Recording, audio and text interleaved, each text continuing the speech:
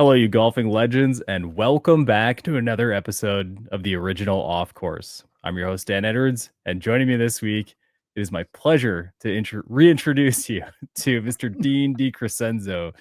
He's a staff writer on THP. He's also a big time forum member over there on the Hackers Paradise forum. You can find his work on the Hackers Paradise homepage. Dean, welcome back.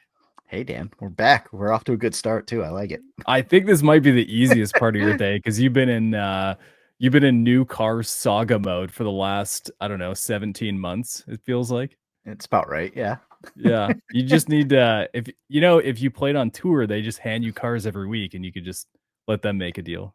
I mean, that's so much easier. It's better than leasing. They just hand them to you. There's no paperwork. You don't have to deal with any of it. It's just here's your Mercedes for the week. Enjoy. Oh, so you're getting a Mercedes. That's exciting. Yeah, no, that's a little too rich for my blood. You're more of like a truck, larger SUV kind of guy. I tend to be more of the sedan realm, which much to the disappointment of my wife, but it's always funny rolling up to the dealership and just looking them straight in the eye. I go, "Hey, can I try and shove my golf clubs in the trunk? Is that all right?" I definitely had some where I took out my Moto Caddy cart from my truck bed. I was like, I need to put this in here to make sure everything looks okay. Nice. So, sadly, we've talked about how I don't clean golf clubs. I also don't clean the wheels of my carts. So they kind of look at this thing that's got all like, the dried grass on it and the dried up dirt and whatever goose crap is on there. And yeah, that's going in. That's going into somebody's new car temporarily. Oh man. Well, hopefully this feels more like a vacation than anything else to you, chatting a little bit about golf. And speaking of golf, have you been able to play much at all lately? I've been able to get out. This past weekend I played 36 holes at a couple of different courses. Whoa. Yeah, man. It's it's been good. The weekend before that, got out with my little man and my dad, so that was fun. It's the weather has finally turned. If you remember earlier in the year, the weather was just pure garbage You up said in the rain Northeast like every weekend for some ungodly number of straight weekends. from the middle of November until June. Jeez. And it's It was improved a bit. insane. Yeah, it's improved.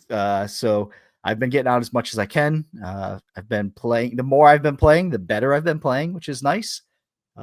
So you know what that's like. The expectations go up, and then when you don't play as well, you just get more frustrated. So Yeah, and then it all that's comes golf. crumbling down, right? Yeah. That's right.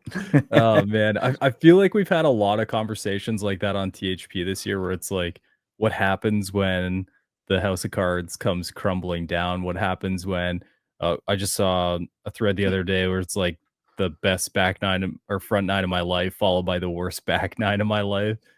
Golf is such a fleeting game, man. And I know you play a rather interesting game yourself where Hey, you hit a lot of great shots, and then you hit a couple miracle shots, and then some others. I've seen you lace into a couple rounds we've played together. In fact, one of my favorite fair. videos on my current phone is you hitting like a miracle flop shot over top of two bunkers in Florida onto the green, and the look of surprise on your face was more than the look of bewilderment on mine. So,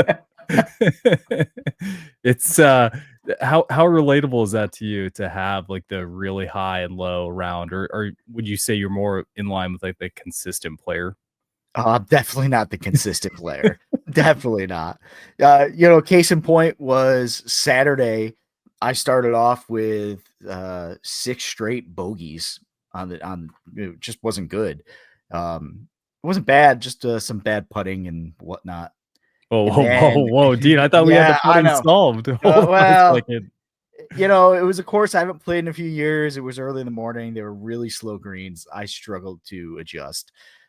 That's what I'm telling myself. Okay. And then, turn to the back nine, and I hit the first 7 or 8 greens in regulation. Whoa. Yeah, I mean, it was fine. Like all of a sudden, the swing was there. I was driving the ball well. I was hitting good irons, and I was hitting good putts. They weren't dropping, but they were right around the hole, leaving tap in pars, which is nice. And to the point that I made a post on THP talking about how comfortable I became with the Elite Mini Driver. And someone asked me, "Hey, that's awesome." I said, "Yeah, but you know what? The next day I could go out and shoot 100 and just I won't know where it's going." And the next round I went out in the first 3 tee shots, I forced myself to use the mini driver instead of the driver, and I didn't even come close to hitting the fairway. It was Really? like it was instantly, it was as good as it was on Saturday, as bad as it started on Sunday. And Man. it was a battle. Sunday was got a bunch of double bogeys early and then mixed in a few birdies, which was really nice, but you're battling at that point. So Mhm. yeah, that anything but consistent. Okay.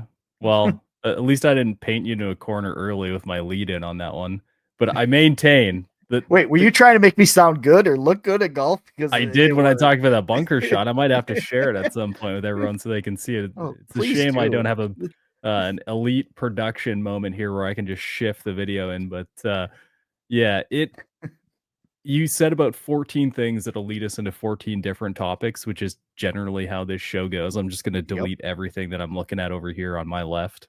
Um, the mini driver conversation. I Yeah. kicked up a thread on THP not too long ago. I have been battling driver for 5 years.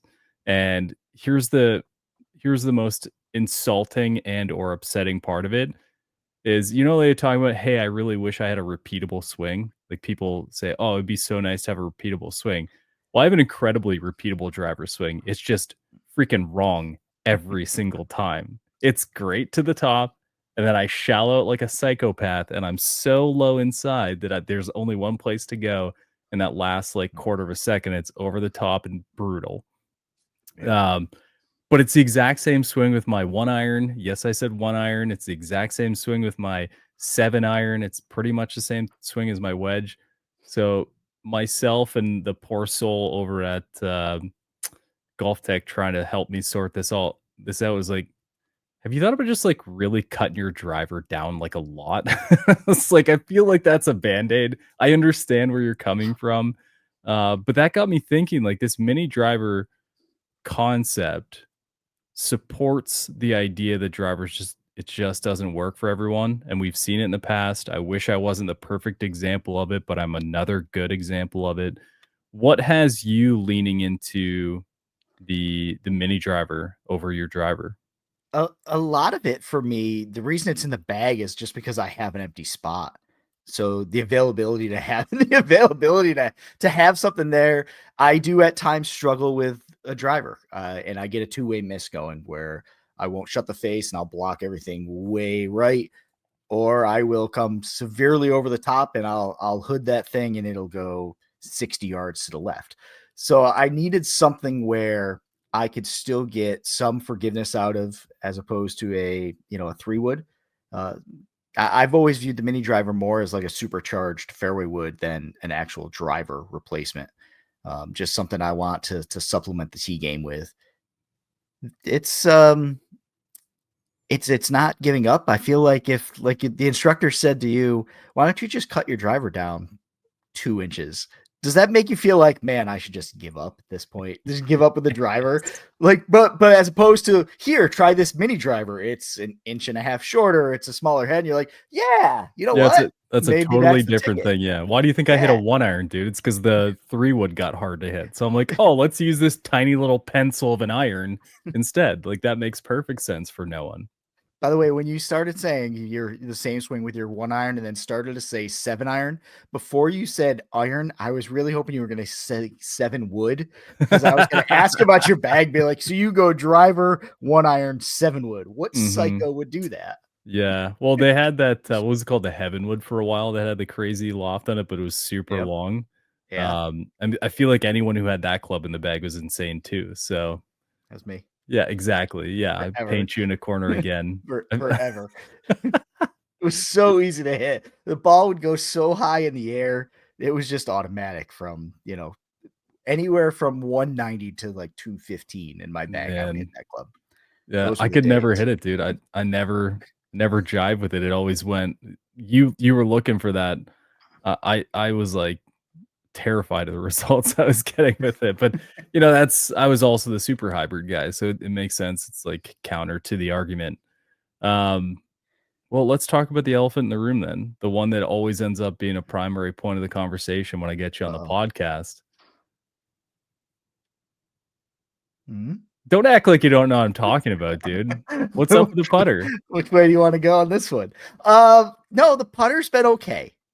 I've settled back in to the number 7 square to square. I've got Okay. the UST, Mamiya All-In Proto in it, and Sweet. I have a lab grip on it because I like the forward press. Gross. Okay. Um, but yeah, no, the putter's been okay. I have struggled to adapt to green speeds Okay. lately. Um, I've been playing at different times of the day. I've had some rounds where it's been super fast. I've had some where, there's moisture in the green or coming after some morning rain and it's been really slow. And I don't know about you, but I struggle more adapting to slow speeds than I do to fast speeds because I feel like I'm usually a guy who wants to die the ball into the hole as it is. I don't really ram it 2 feet by. I try to, just drip it right over the edge. And when it's a slow green, I am constantly like 3 feet short. And then you try to get in your head, hey man, you gotta hit it, you gotta get it there. And that's when you find one that's not as slow and you blast it by like 7 feet, and then you miss that and it just gets in your head. Do you take that well when you get to a course and it's slower than you want it to be?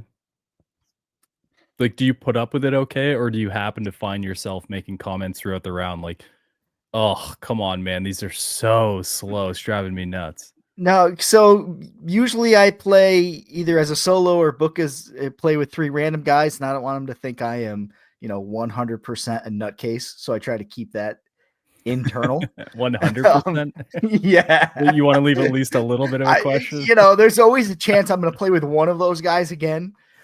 So, but I do, I make comments to myself about not as much about, man, these things are so slow, but come on, man, you can't leave another putt short. You got Yeah. to get it to the hole.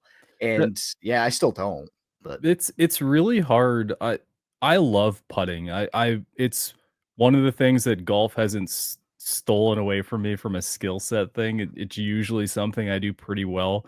So I enjoy like the trying to solve the greens. And to your point, I think it's a lot harder to adapt to slower greens and like exceptionally slow greens than it is to adapt to faster greens.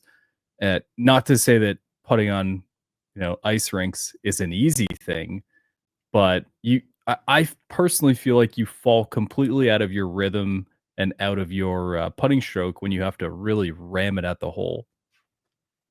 yeah, it feels like for me when I'm on and it's always felt like this when I'm on a really slow green, I feel like I've got to, I get a little, I feel like I've got to get quicker in the transition, Mm, which is more like my regular swing. And I don't want it to be like my regular swing because my regular swing is terrible. So, I really try to have a real subtle and like soft transition with the putter. And if I'm on slow greens, I feel like I've got to like put more force into it, and I definitely rush it, and that leads to all sorts of things. That's really why the slow greens bother me because mm, it like you said it creeps into your mind, it creeps into your putter stroke, and then all bets are off. Even yeah, if you make one, even if you make like a 15-footer, you're like, oh, that's awesome. And then you get to the next one, and you leave the next one, 6 or 7 inches short. It's like, come on, man. You forget all about that. You just drained one. yeah. I found myself a couple weeks ago playing at a course that I'd sort of built in my mind would be exceptionally fast and challenging, and they ended up being really slow greens, like way slower than I've played for the majority of this year. And I don't wanna say it took away from the experience, but I found myself making comments like, "What the hell is going on? Like, how does that not even get halfway to the holes?" And I'm like, I'm blurting these things out. I have a habit of being pretty vocal about how I feel about things, which is good, So bad, you or are the indifferent. psycho. Oh, I am 100% honest and open about things that are going on out there. But for the most part, I'm positive, and it's very reactionary for me. I get it out and we move on. And I said it for like 4th or 5th time. I was like, I think they get it, buddy. Like, I think they know you're not super happy with the pace, so maybe just shut the hell up for the rest of the round about it. Which, of course, I didn't, but I sure tried, Dean. I sure tried. You know Oh, where man. I get vocal like that? Not with the pace of the greens, but with pace of play. Oh, I'll bet.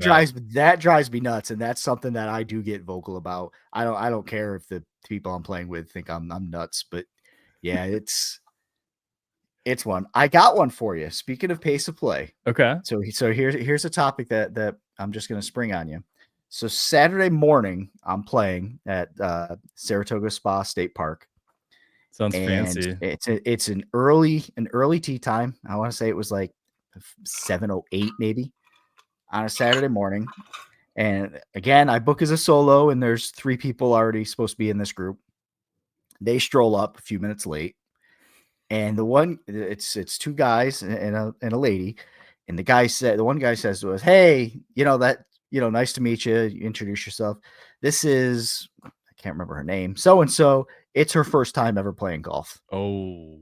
So how do you react to that? So for me, I'm just like, yeah, you know what? I'm just out here to escape the fam. I'm not worried about it. We'll get you through it if you need me to. I don't know where you are in your game, but how do you react to that? Because instantly you're like, it's not a gender thing. It's just this is the first time person X is ever playing golf, and it's 7 o'clock Saturday morning when you're hoping to get to the course, get your round done, and get back to life. Well, so so my first thought is at 7:08 AM? Like, are you Yeah. serious right now? There's a time and a place, man, and I'm a father who, for the first number of years that my son was figuring things out, there was no way I was gonna take him out in the morning, and in fact, I told him numerous times, like, "Hey, it's a morning tea time, we have pretty strict pace of play at my course. I don't wanna go out there and rush him and tell him get off the hole and make him feel like he's having a bad time." I believe those moments are built for afternoon golf. Yep. I think the guys who go out in the morning and the women who go out in the morning, they're probably looking to get it done and go on with their day. 7:08 in the morning sets the tone for the entire golf course, and I personally think it's incredibly selfish uh, as a golfer, as someone who's familiar with the game, to take someone out in their first time under that sort of scenario. First time. It was Jeez.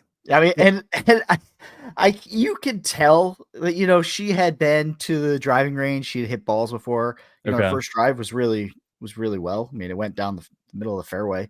Didn't get high in the air, but it was in the fairway. But you Were you could tell when competing with you or what? oh yeah. Comparing it to your own shot? I every time I outdrove her, I gave her a flex. Oh, first time, huh? Got a first Yeah, there timer it over is. Look here. at that one. Good for you. See that one up there? That's mine. Yeah, Um, you know, there's just things about learning to play golf that have nothing to do with actually hitting the golf ball or where the golf yeah. ball goes. And that's something that the more I kind of observed what was going on, like the waiting to hit, asking if it's your turn to hit, Mhm. standing on the wrong side of the green, that kind, not even stuff that's, not even focused on like standing in somebody's line or anything like that. But, just the little things that really affect the pace of play.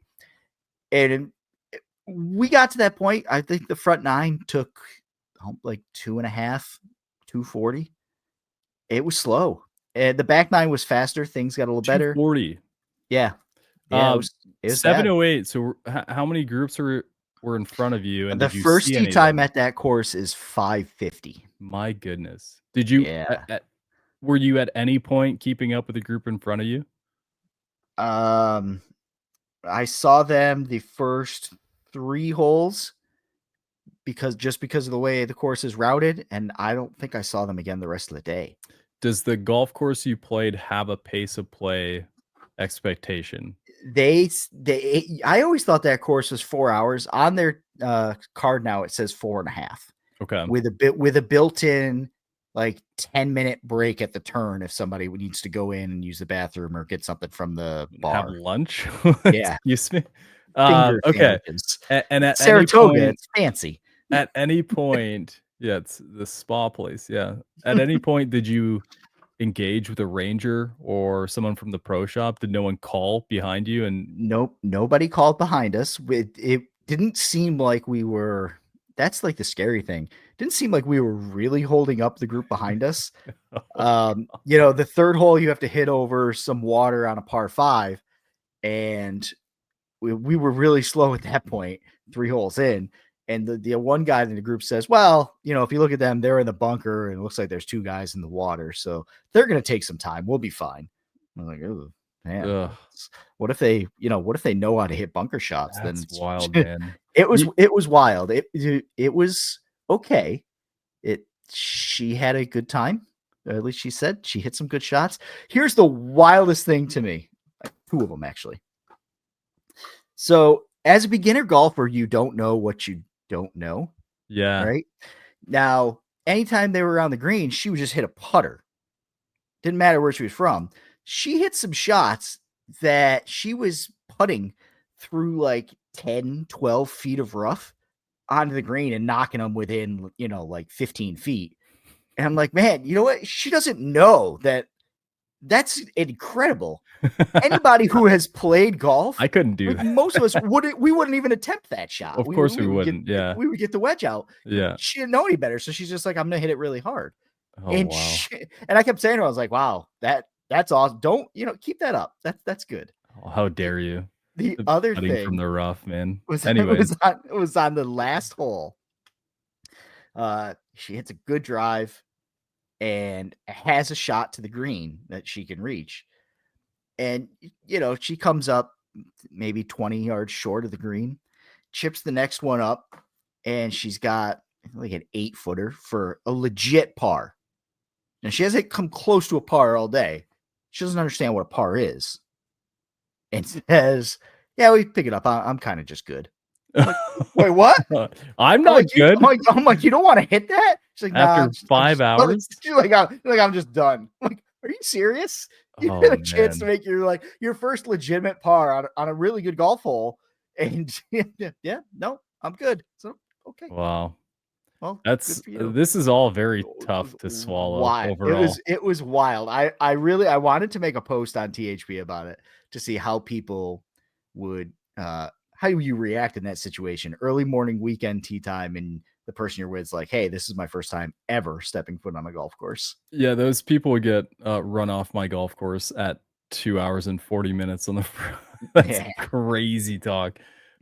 Speaking of which, we need to start a forum discussion on your random partner story. That I think you'd probably lead the charge on those moments. I would love to follow that.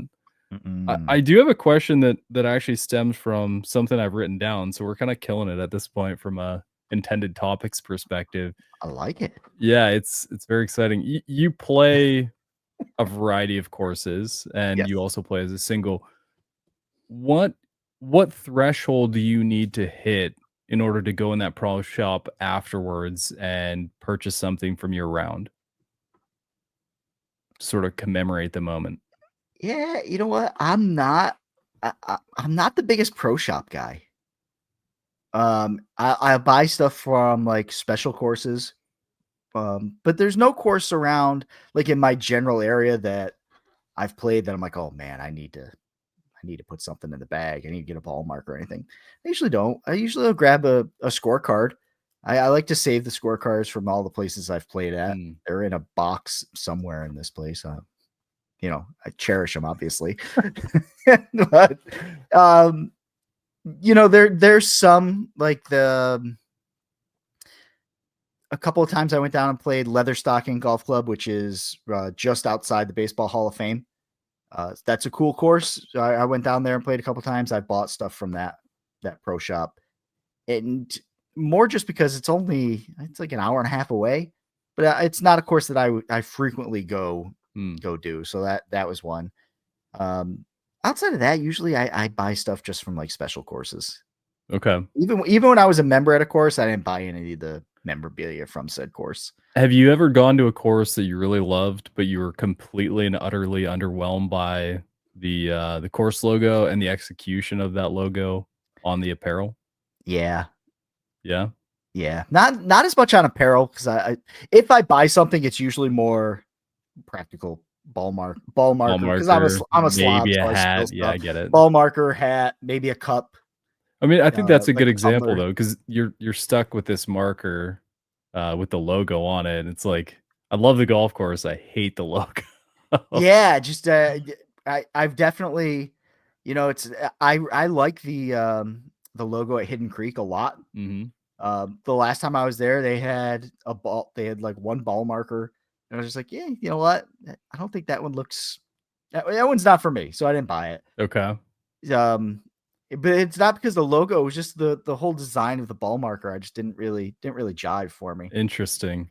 Yeah, that's, it surprised me. I went up and I don't wanna gaslight the course, but my expectations were to definitely purchase something to commemorate the round. It's a well-known golf course, and when I saw the way the logos looked on the shirts, I was like, "Man, that is really advertising." I'm like, "May as well walk around with the golden arches halfway across my chest." Like, it was a lot, Was and it a I looked. Malbon shirt? No, no. And I was just kinda disappointed about it. I got Cal a really cool ball marker, um, but it was just really surprised me because I've never really. I think the only other time I've experienced that is when I play, like, a TPC, because all you get is the TPC logo with the name scrolled underneath it. It's like, Yep. I mean, you buy one from one of them, then you have pretty much all of them. You can just sew in your own name if you feel like it. Yeah, I have one of the towels, the caddy towels from TPC Myrtle Beach. Same thing, yeah, you just take Myrtle Beach out and put sawgrass under it if you Yeah. want. Las Add Vegas. another $2 to the overall value of the. Yeah. I never thought I'd be that guy, man, but, you know, we've been lucky enough to go to a couple dormy properties over the last couple years, and I think they've done great work executing their logos, which I feel like you sort of adapted to this. Well, now that it's gotta be a cool logo, otherwise I'm not gonna rock it at this Right. point. And I just never thought I'd be that guy. I thought the visual of the course would be enough to just be like, "That's what I should do, and that's what I should get." Man, it definitely didn't work that way this time. I was surprised by it. It's a little bit of a bummer too, because if you go to a spot that you really wanna grab something, and now that you mention it, there is a course I know that I've been to that I was hoping to buy something, and I bought a towel Okay. because of the logo. The blank Yeah, I towel, mean, yeah. yeah, pretty much, you Dude, you don't know? have to pay for those. They're on the cart. You're not supposed to take them home with you. Oh, well, I got like 7 of those, so they smell like mango. Yeah, I'll bet they do. Yeah. Um, yeah, what a weird thing. I know we're sorta jumping around a little bit, but I can't get over the 708 tea time story, and it there was a different discussion I had not too long ago of a show that you guys will have heard when this goes live. Um, it talked about how sort of understanding the rules of golf, there's not really anything like an education piece. You book a tee time and you go play. And it's unlike a lot of other sports where I guess you can go take tennis rackets to a tennis court and figure it out, ideally with tennis balls. But the example that was used was something like skiing. Like if you go to a ski hill for the first time, you're probably going to go through a class. You're probably going to go to like the easiest hill, and sort of work your way over there. Golf is remarkably specific in the expectations that people should have when they go to a, let's call it, an average golf course with average expectations. Does it surprise you that courses don't do more to educate people who come off the street and play? I've always thought there should be something, I just don't know how you implement it, Like because driver's ed for like golfers? like driver's ed for golfers. Golfer's ed. Like, how many times do you get behind somebody that's in a driver you spent driver's ed, like, behind the golf cart, and you're like, "Well, player A is over here, player B ball over here, drive over, wait for this guy to hit, pick him up, drive back over the 25, 30 feet over here to this ball, and then, drop the guy off, go back." There should be ways to teach people to it, not only just pace of play, but just Mm, get around the golf course. You do not have to be a good golfer to know how to get around the golf course efficiently. You could be yeah. a terrible golfer and get around the golf course. I'm exhibit A. Come on, settle down. It's true. I don't know how to get around. So you mentioned something about like, is it my turn to play? Like questions like that from an extreme novice. But How often do you encounter people who just don't really align with the standard etiquette? So, like, talking when you're trying to hit, or stepping in your line when you're putting, or moving around, like, on the other side of your putting line when you're trying to line it up? Like, do you encounter that a lot as a single? More the people that are talking during the backswing, because they're, in fairness, most of the time I'm paired up with two or three people that are going together, on Mm. the third or fourth wheel here. So they're talking about their lives and they know how to play, and I'm, the visitor for the day. you know, um, Not so much walking in my line during putting or anything like that. Yeah, it's mostly the big thing is just the talking and backswing, which actually does not bother me as long as you're talking before like I start my swing. I don't really care. It's the old like Really? Sevy. It's like the old Sevy story of starting to cough while people were in their backswings during the Mhm. Ryder Cup and stuff like that. But if somebody is having a conversation while I walk to the tee, I'm perfectly okay with it. I can hit and go. They don't need to stop and be quiet. If I'm getting ready to hit and I start to take my clumb back and you're just like, man, how about we get a burger after the round? Like in the middle of the swing, like that's Okay. gonna bother Okay, so hear me. me out, Dean, because 'cause we've hung out a lot, over our friendship, and I feel like you're the kind of person where you'd be more focused on what they're saying in their conversation than your actual golf swing. So Yeah. that's the issue I have. If you're talking about something I don't care about, I'm fine. I can play through that. The second I'm interested in the things you're saying, like, suddenly I'm like, right up here, I'm like, "Oh, I can contribute to this." So if I'm talking about baseball cards as you're getting ready to hit, all of a Yeah, sudden man. You you're start you're talking you're, about for, Toronto's you're forgetting. nice little series win against the extremely talented Colorado Rockies. Yeah, I would definitely start to They were engage talented. in conversation. I always laugh because every once in a while, my guys will get me with it, and I'll hit a stinky shot, and I'll just look over like, "Huh, I am definitely interested in discussing that more with you." And the worst is when you can sorta hear it, and then they quiet down, but you're already invested in hearing what they have to say. So you like, I've looked back before, I'm like, "Finish your thought. I wanna hear too." The worst used to be like playing, not that my dad was, like Earl Woods, but playing with my dad and the guys in his group, they play golf every day. So they don't take it too serious. They don't really care about anything else that's going on. But if they want to talk, they're just going to talk. Or my dad, who is like for my entire life has always had like change in his pocket, and one of his like Yes. nervous things is always just rattling the change in his pocket.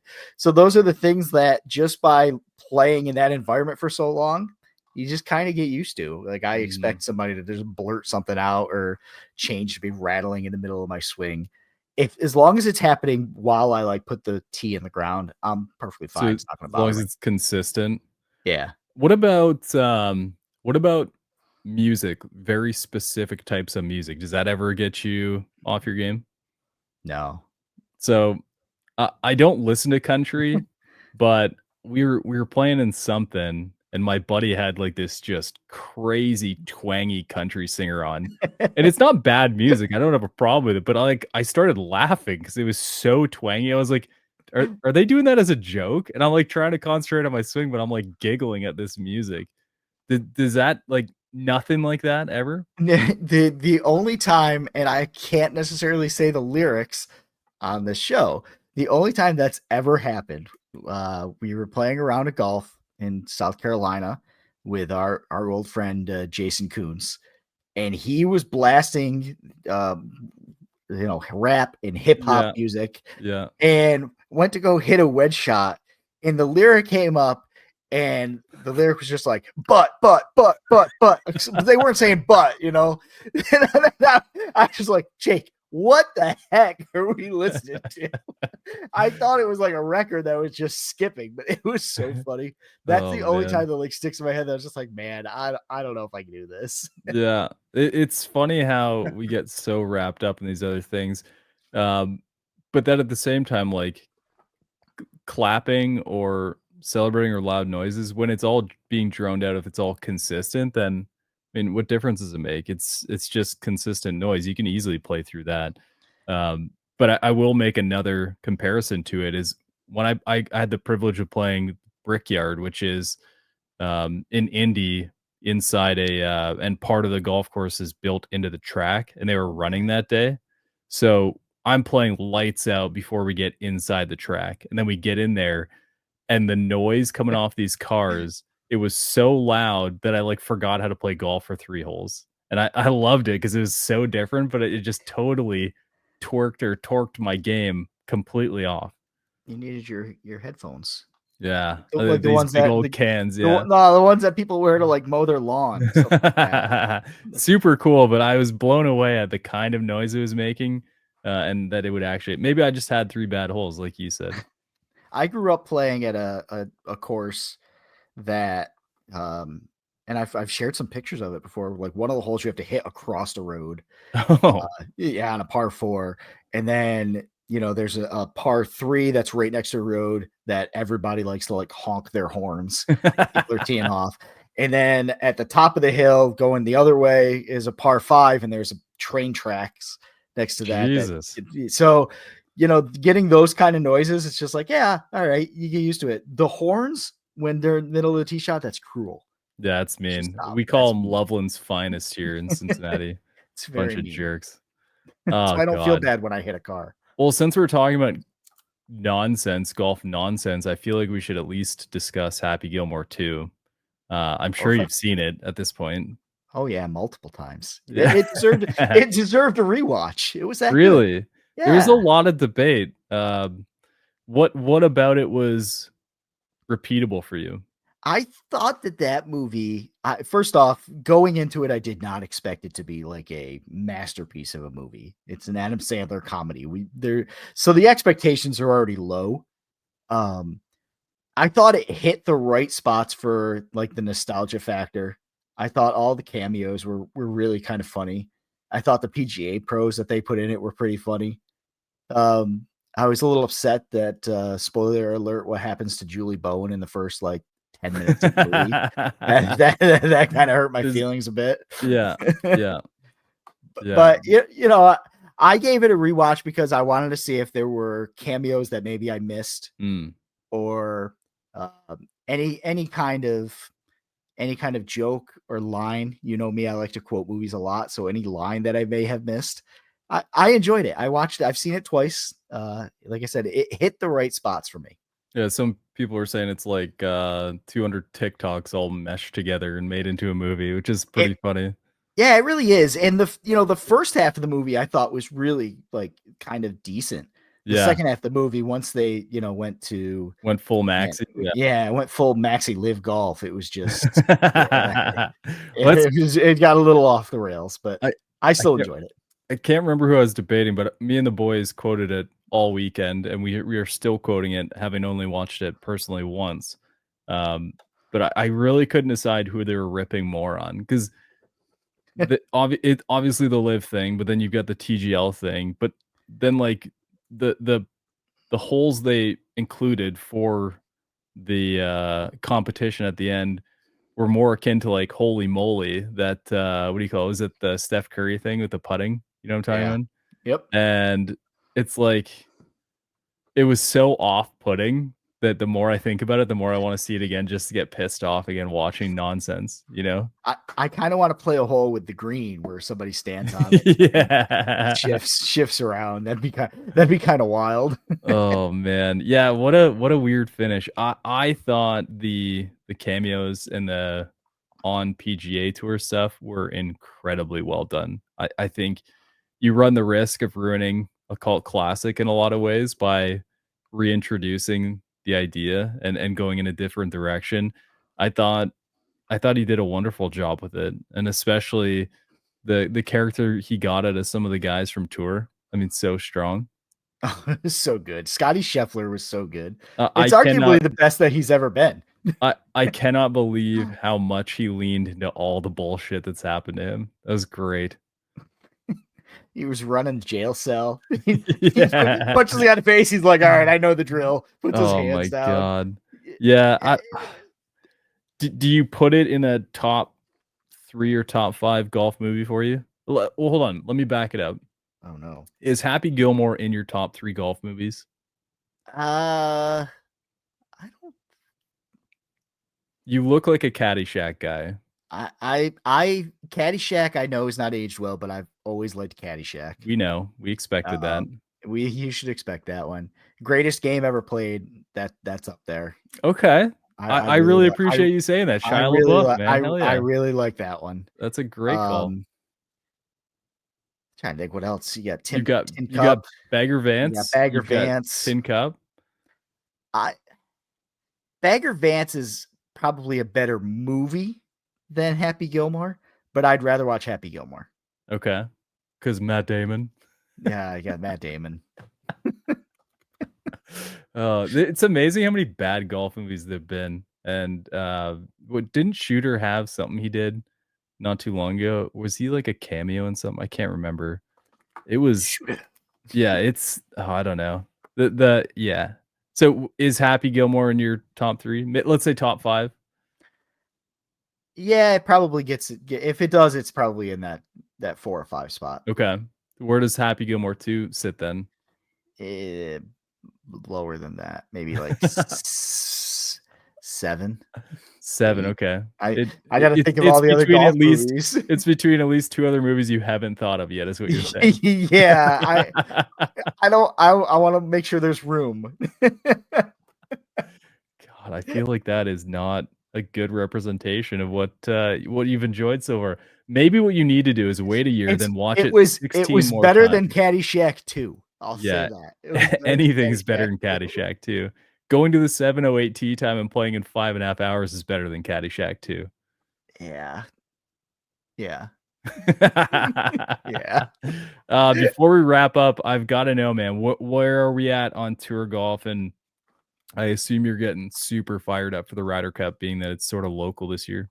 Yeah, it is. It's down in Long Island. First major venue I ever went to. Was the 2002 U.S. Open. So I'm excited to see it back at Bethpage. At the time of this airing, we're already 1 week into the FedEx Cup. So guys are still battling it out for the team. I don't know. I really don't have a read yet on where the heck this thing is going to go, because Keegan Bradley, he still could be picked by himself for this team. I guess. I mean, Cam Young just getting a recent victory. Does that, he's a New York guy. His father's PGA pro from Sleepy Hollow, I believe, which is probably about an hour from Bethpage. So he would be an interesting person to get there. And he was on the President's Cup team, I believe, last year. So he's got team experience. I don't know where they're going to go for some of these picks. Who was the guy that was hot going into the Open Championship? Goddard? Oh, Scotty Scheffler. He's pretty good. He might make the team. Yeah, Goddard was up there for quite a while. He wins the Scottish Open. He plays well at the Open Championship. He's making some late noise. You've always kind of talked about, you want to pick a hot guy, hot playing guy, not just, hot looks. Doesn't help. It doesn't hurt for the posters, but the hot golfer going into these things, the Billy Horschel rule. Yeah, I'm curious about that from your perspective. If you were building a team and you had the choice of more wins or more wins recently on the year, what do you take? Or should I say better finishes, because wins are hard to come by. I think it depends on what you already have locked in there. But I mean, theoretically, the people that's already locked in those top 6 spots have earned it and whatnot. Right. So I think I'd rather go with the hot guy. So, when, when you think of somebody like Colin Morikawa is a guy to talk about. And I know THP loves to talk about him. So, yeah, he hasn't been racking up wins. He had some good finishes earlier this year. He had some good finishes last year. He hasn't been great lately. He's been divorcing caddies left and right. Say, you're only allowed one caddy. Yeah. Is that per round or per tournament? Per Gotta be per round, right? Per tournament, per month. Should be Yeah. per year. What happened to these guys that just keep their caddies for decades and then they're just like, all right, you know what? We're gonna move in a different direction. Social media mostly, I think. I digress. But he's a guy that is an interesting case because he's up there. I want to say he's like somewhere in that like 6 through 8 spot right now in the standings. But he hasn't been on top of his game for a little bit. Would you rather have somebody who's coming in and maybe like a Brian Harmon who's finding some form again? I know, Keegan Bradley's gotten some high finishes and gotten a more recent win. Patrick Cantlay. Would you be more interested in Patrick Cantlay than Colin Morikawa? I know right there you're talking about which devil you want. Yeah. Well, that's the that interesting point. Like, do you want the guy who's gonna make the putt or the guy who you can actually tolerate in the locker room? Yeah, I mean the guy who's gonna I want the guy who's gonna wear the hat. Maybe it'll Okay. be him because they're gonna get paid this time. Yeah. So Well, you'd it hate to really lose is. out on a tan, so I think it really depends on what you have on the team so far. Their team is going to be kind of questionable. I think they're going to have some young blood in there. They've already Keegan Bradley's already said that DeChambeau is going to be on the team, which I'm totally in favor of. Bring him on. Let's go. Well, bring on the interest with him too. Yeah, absolutely. And he'll get that crowd going. The Ryder Cup crowds are always so amped up and over the top as it is. He's a guy that just gets things riled up even more. Yeah, no kidding. Why wouldn't you want him there? Yeah, maybe bring Phil back. Who cares? Yeah, let's not get crazy. Do you have I will do you have like an overall perspective on who's going to win this thing? Do you think USA's got a good chance? I think USA's got a chance. You got a chance. It's New York. It's not gonna be easy. Oh yeah, that's a good point. It's New York. It's New York. You know what? The thing that worries me about this Ryder Cup is, if you remember, not Whistling Straits, but I think it was at Hazeltine. The European team was really up in arms about how they were treated up at Hazeltine. Where was that? Where's Hazeltine? Minnesota? Is it? Okay. Was there one? Did they play one in Chicago? Yes, Medina. That's the one I was thinking about. It got pretty rowdy there too. Yeah. So they've been not treated well, but if they weren't treated well in Minnesota, where we're a lot nicer than New Yorkers, generally polite. Yes, they're going to be in Long Island, in New York, and it's going to be raucous crowds. I think it's going to be tough for them to get over some of that. Yeah. How many party holes do you think they'll have at the Ryder Cup? 19. Oh man, it is always such an adventure with you on the show. You know that? It's something. I think we got at least 3 conversational bits checked off this week. Impressive. That's pretty good. And I surprised you with one. How about that? And you still don't have a new car. I still don't have a new car. It's sad. Oh man. Someday. Any parting thoughts, Dino? No, I've got nothing. I have no parting thoughts. So I want to circle back really quick. Oh boy. One thing you talked about. So what are we doing with this mini driver? Oh, what are we doing? I feel like, are we putting one in the bag? Well, I mean, I'd show you the blisters on my hand from the number of range sessions I've not resolved the driver with. For a guy who's spent the better part of, I think, 4 years leaning on a 1-iron, you'd think I would have explored all options at this point, and somehow the mini kind of got skipped. I do think it's time to at least explore it. And if for nothing else, to convince myself that it's not a driver so I can just swing like a normal person for a while, that might be all that I need to like kickstart the grooving the driver swing again concept, right? But the question is which one? They all have sort of their own identity. I've seen the depth of the Callaway Elite looking a little bit different than, let's say, the depth of the GT280 from Titleist, and very different. TaylorMade's got a couple different versions of, and I mean there are definitely options. It's kind of like, where do I land? What do you think? What do you think I should do? It's kind of funny to see how many mini driver options are out there. Yeah, it's like mini adjacent, right? Yeah, it really is. Where do I think for you? Yeah. I think you would probably like the look of the Titleist the best. I bet you're right. Yeah, I Uh, was looking at it, I think I hit a proto at one point, and hit some really nice shots and then begrudgingly handed it back to its rightful owner, which was disappointing.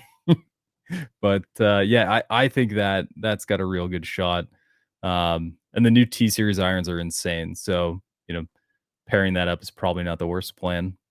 no, I mean, that'd be fine, right? I'll think about it, Oh, Dean. yeah, there you go. We'll We'll we'll get have them to hooked. we'll have to have this discussion later. We'll get you a mini driver before we get me a new vehicle. Maybe. Yeah, that is too much truth in that. Thanks for coming on, buddy. I appreciate you. Absolutely, bud. Hey, if you guys are playing golf this weekend, have fun. I would strongly recommend the 7 o'clock tee time, not the 7:08, especially if you're somewhere in New York. It turns out it's a great time for new golfers to try it out for themselves. Yeah, if you are playing golf this weekend, have fun. Make it count. And as we discussed last episode, find your golf euphoria. I really like that. I think we need to land there. Hit that one shot that makes you come back. We'll see you guys next week.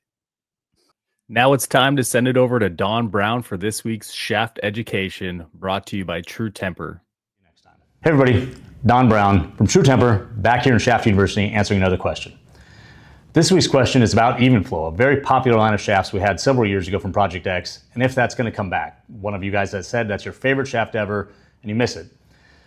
While our new product line is not an exact replacement for even flow, the Denali product's built on a similar idea. That is, it's built for more smoother tempos. It always has our hazardous line for the aggressive guys. Even flow is for smoother tempos. Our Denali shaft's like that as well, with a few added material technologies into it. Hope that answers your question. Talk to you guys next.